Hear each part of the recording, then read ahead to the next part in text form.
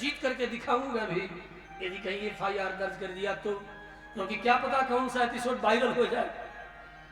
तो मैं लड़ूंगा और लड़ करके जीतूंगा भी, हारूंगा नहीं। रिफाइन स्वास्थ्य के लिए हानिकारक है। जैसे सिगरेट पर लिखते हो इंजूरियस फॉर, क्या लिखते हो? लिखते हो क्या लिखते हो? सिगरेट के पन्नी पर क्या लिखते हो? अरे क्या लिखते हो बोलो, नहीं पता? इंजूरियस फॉर हेल्थ, यही लिखते हो ना? तो रिफाइन पर भी लिखा करो इंजूरियस फॉर हेल्थ, स्वास्थ्य के लिए हानिकारक, लिख के बेचो। नहीं तो हम तुम्हारे ऊपर केस ठोकेंगे, आज नहीं तो कल ठोकूंगा ही। हाँ बता दे रहा हूं, सावधान हो जाओ। कहां कहां केस ठोकूंगा अभी पता नहीं है, इसलिए रिफाइन बेचने वाले बाजार से बाहर हो जाओ। बेचने वाले नहीं, बनाने वाले। बेचने वाले तो मिले हुए हैं उनसे, कुछ तुम भी कमा लो, कुछ हम भी कमा ले। हाँ देखो गजेटियर में 1773 तक भारत का एक भी व्यक्ति समुद्री नमक नहीं खाता था। कितना कहा? 1773 तक भारत में एक भी व्यक्ति समुद्री लवण, आजकल आयोडीन युक्त लवण, आयोडीन युक्त नमक, ये कह करके, ये मिथ्या प्रचार करके केवल तुमसे ऐंठा जा रहा है पैसा और कुछ भी नहीं। तुम सेंधा नमक खाओ, काला नमक खाओ, समुद्री नमक का त्याग करो। सेंधा नमक में इतने गुण है, अनेक औषधीय गुणों से युक्त है सेंधा नमक। हम तो जहां जाते हैं सेंधा नमक का प्रचार करते हैं, और बड़े बड़े हमारे सो शिष्य भक्त लोग हैं, अपने घरों से समुद्री नमक निकालकर फेंक दिया। उसमें सबसे अधिक डॉक्टर है, क्योंकि आप लोग तो समझोगे नहीं, इंडिया वासी हो, डॉक्टर होकर के भी वे भारतीय हो चुके, एलोपैथ के डॉक्टर होकर के भी भारतीय हो चुके, वे भारतीय हो गए, और उन लोगों ने समुद्री लवण का त्याग कर दिया। समुद्री लवण से एसिडिटी सबसे अधिक बढ़ती है, और सैंधव नमक से उससे शांति की प्राप्ति होती है। ये सब शोधों से बाहर आ गया है अस्त। दूसरा वस्तु, इसे छोड़ो और मोटा अन्न खाने का यत्न करो। बस मोटा अन्न। यदि गेहूं का आटा भी खाते हो तो बढ़िया से स्वच्छ और साफ सुथरा करके, लेकिन अब तो पॉकेट का चाहिए, घर में काम होता नहीं, गेहूं अपने से साफ करते नहीं। गेहूं को अच्छी तरह धो करके साफ करके रगड़ रगड़ करके साफ करो और धूप में सुखा लो। मुफ्त में धूप है तुम्हारे पास, मुफ्त में। और अब तो ज्यादा आधुनिक हो तो घर में ही ला लो एक छोटा सा हॉलर, और रोज 2 किलो, क्योंकि सर्वोत्तम आटा 24 घंटे के भीतर का पीसा हुआ माना गया। 3 घंटे के भीतर पीसा गया आटा माने अमृत तुल्य माना गया, 3 घंटे के भीतर पीसा हुआ। इसलिए देखो देवियों, आज भी कोई व्रत आता है, कोई उपवास आता है, अभी अभी षष्ठी का व्रत गया है, तो प्रायः जो पुरानी हमारी देवियां हैं वो पहले से तैयारी करती है। गेहूं लेती, उसे धोती, सफाई करके अच्छी तरह सुखाती और अपने हाथों से उसे पिसाई करती। उसमें जो स्वाद है, स्वाद ही नहीं, उसमें जो सामर्थ्य है, उसमें जो शक्ति है, वो शक्ति ये पॉकेट वाले में तो है ही नहीं। विज्ञान विरुद्ध भी है, स्वास्थ्य विरुद्ध भी है। इसलिए मोटा अन्न, भूसी के सहित आटा खाओ। समझ गई? नहीं समझी? लोग पूछते हैं कि आजकल घर में बड़ा किचकिच हो रहा है। हमने कहा घर में किचन बुला लिया क्या? कहा हाँ। कहा खड़े खड़े भोजन बनाते हो क्या? कहा हाँ। इसीलिए घर में किचकिच हो रहा है, घर से किचन बाहर करो, घर से किचन को बाहर करो और रसोई घर को घर में लाओ। कहा रसोई घर और किचन में क्या अंतर है? कहा रसोई घर में दोनों समय गोनायल से, गोबर से, गोमूत्र से उसकी सफाई होती है, उसे गो रसोई घर कहते हैं। कहा ये काम तो हम किचन में भी कर सकते, कहा नहीं कर सकते, नहीं कर सकते। कहा अब क्या करें बाबा, घर में तो टाइल्स और संगमरमरी लग गया, अब क्या करें। कहा ठीक है, गोमूत्र से उसकी सफाई करो, गोबर और गोमूत्र को छान करके उसका रस निकालो और उसी से पोंछा लगाओ, समझी। तब घर का किचकिच चला जाएगा, नहीं तो कितना भी सुंदर से सुंदर नौकरी हो, अधिक से अधिक सैलरी हो, लेकिन किचकिच नहीं जाने वाला। इसलिए किचकिच दूर करने के लिए किचन को बाहर करो। खड़े खड़े जो भोजन बना रही हो, बना रहे हो, उसे बैठ करके बनाने का अभ्यास करो। तो स्टैंड को तोड़वा करके बाहर फेंक दो। और यदि बन ही गया है तो चलो कोई बात नहीं, वस्तुओं को रखने के लिए प्रयोग करो। बैठ करके भोजन बनाओ, समझी। गणेश की पत्नी बैठ करके, खड़े खड़े नहीं तो स्पाइनल की आज सबसे अधिक बीमारियां जो बढ़ रही है, उसके दो कारण, स्त्रियों के लिए किचन और पुरुषों के लिए कुर्सी। ये स्पाइनल का कारण है। ये कुर्सी पर बैठ करके अपने आप को खूब गौरवान्वित समझते हैं। अरे बाबा चौकीदार बनो, और चौकीदार से भी बड़ा बनना है तो जमींदार बनो, और जमींदार बनना है तो सब कुर्सी छोड़ के यहाँ सामने आ जाओ। अब कहोगे कि तो बैठा ही नहीं जाता। अब बैठा नहीं जाता तो बैठने का अभ्यास करो। और तीसरा कारण क्या है, आजकल वेस्टर्न सीट चल गए हैं। वो बाथरूम में वेस्टर्न अखबार पढ़ते हुए और फूंक मारते हुए वेस्टर्न सीट पर नहीं, वेस्टर्न सीट को भी ठीक है। अब बीमारी बहुत बढ़ गई, उसके लिए है। घुटनों में इतना अधिक अब दर्द हो रहा है, बुढ़ापा इतना परेशान कर रही है बुढ़ापा, उनके लिए वेस्टर्न चलेगी। वास्तव में उन रुग्णों के लिए पाश्चात्य लोगों ने रुग्णों के लिए अनुसंधान किया, लेकिन ये इंडिया के लोग उसे फैशन समझ गए। अरे वेस्टर्न है, वेस्टर्न लगा दिया सीट, मतलब दुनिया के सबसे अलग एक्स्ट्रा ऑर्डिनरी, हम ही एडवांस है, विकसित है।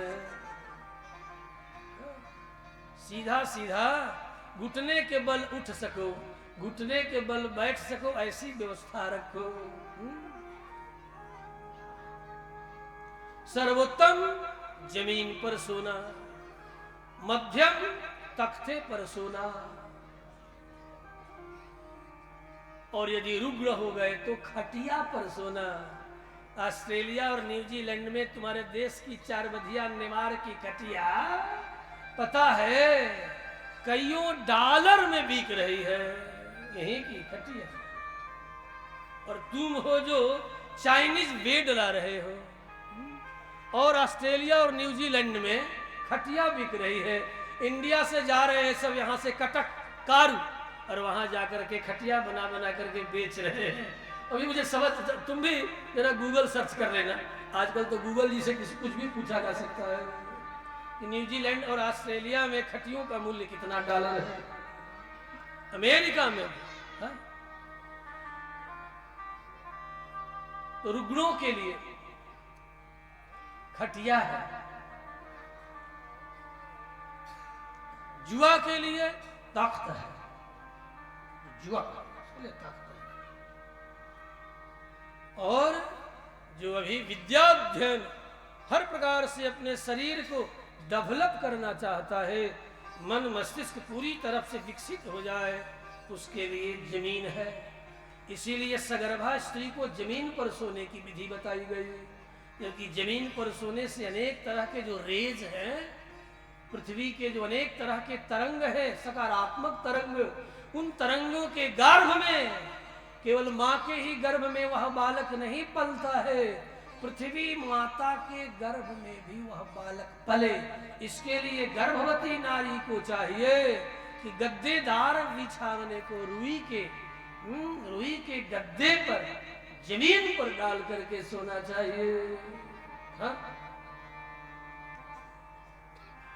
आपको बताए देता, अब हम क्या बताएंगे, तो पुरानी पुरानी हमारी बुढ़ियां बातें जरूर ध्यान से सुन रही। पहले का आचार था, और आज भी जिन लोगों के घर में आचार सुरक्षित, और हर बात में मैं अपनी दादी का उदाहरण दूं तो ठीक नहीं लगेगा, लेकिन मैं कह देता, कह देता।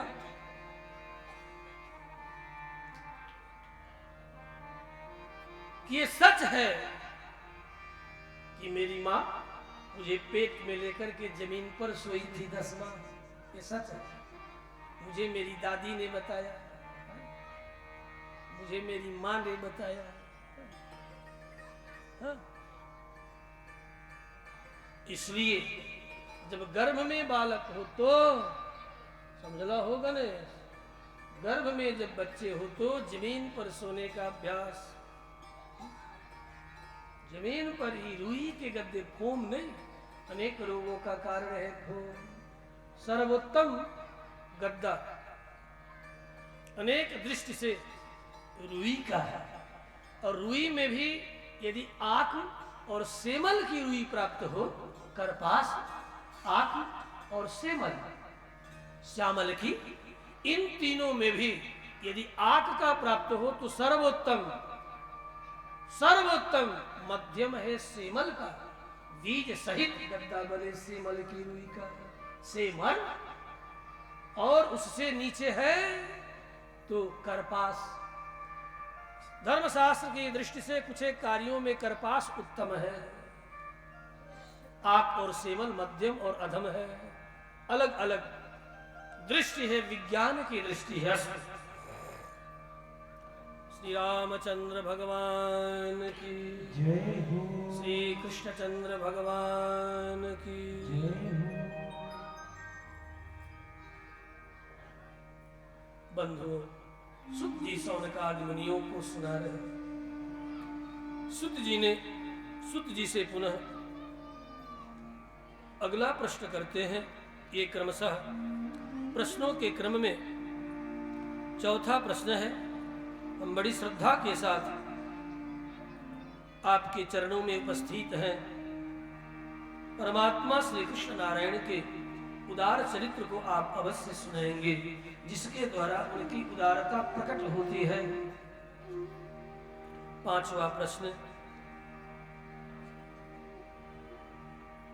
अथाख्या ही हरिधीमन अवतार कथा सुभा लीला विदधतः स्वैरम ईश्वरस्यात्म मायया। वह परमात्मा जगदात्मा अपनी ही माया को अधीन करके अपने से ही लीला कैसे कर लेता है। स्वैरम आत्म माया लीला विदधतः, अपनी लीला को करते हुए अपने से ही अपनों के साथ अपनी लीला का विस्तार कैसे कर लेता है। क्योंकि यह सारा जगत जगदेव हरि, हरिरेव जगत, ये सारा जगत हरि रूप है। तो हरि रूप परमात्मा हरि रूप जगत के साथ लीला कैसे कर लेता है, ये बात हमें समझ में नहीं आती है। पांचवा प्रश्न है। छठा प्रश्न है, भगवान श्री कृष्ण नारायण जब इस जगत को अवतार के पश्चात धर्म की स्थापना करके चले गए, तो आज धर्म का रक्षक कौन है। ये धर्मनिरपेक्षवादी तो धर्म के रक्षक रहे नहीं, ये तो कन्वर्टेड है, कन्वर्ट हो गए हैं।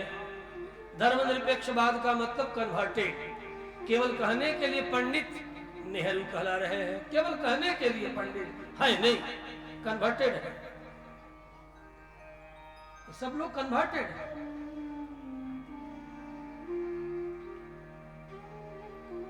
पंडित फला फला तिवारी जो धर्मनिरपेक्ष की बात करता है, समझ लेना कि या तो कन्वर्जन की ओर बढ़ रहा है अथवा कन्वर्टेड है, केवल तुम्हारे वोट बैंक पर कब्जा करने के लिए फला मिश्र फला तिवारी लिखे जा रहे हैं, कन्वर्जन की ओर जा रहे हैं, या कन्वर्टेड हैं। दो में से कोई एक ही सत्य है, तीसरा कोई सत्य हो ही नहीं सकता। और पता लगाओगे तो पता चल जाएगा कि उनकी बहुएं कन्वर्टेड हैं, उनकी पत्नी भी ईसाई है, उनकी बहुएं मुसलमानों के घर से आई है। अरे मैंने पता लगाया है, आपको लिस्ट दूंगा समय पर, एक तो नहीं, देश के बड़े बड़े धर्मनिरपेक्षवादियों नेताओं का मैं आपको लिस्ट दूंगा चुनौती के साथ। हाँ? ऐसे नहीं कहता हूं, पहले प्रमाण इकट्ठा कर लिया हूं, तब इस मंच से मैं बोल रहा हूं। श्री कृष्णचंद्र भगवान की तो धर्म किं शरणं गतः, धर्म कं शरणं गतः, धर्म किसके शरण में गया? क्या इन धर्मनिरपेक्षवादियों के, जिन्हें धर्म से कोई अपेक्षा नहीं, उसी को कहते हैं धर्मनिरपेक्ष। कभी सोचा? धर्म भारतीय संविधान के प्रस्तावना में था नहीं, लेकिन इमरजेंसी में इंदिरा ने जो अनर्थ किया है उसका परिणाम एक परिणाम है। और इमरजेंसी के अनेक वॉलंटियर हमारे इस कथा में बैठे हुए हैं, क्यों जी, है ना, इमरजेंसी वाले। जेपी आंदोलन के प्रोडक्ट कई लोग हैं, हाँ? हमारे भी पिता थे, हाँ हो, सच कहता हूं। जेपी आंदोलन में वो भी, उनके भी सर्टिफिकेट पर लाल लग गया था, बीएससी पूरा न कर सके थे। आज कहता हूं आपको, जेपी आंदोलन में भी लगे थे। अस्तु, श्री कृष्णचंद्र भगवान की इसीलिए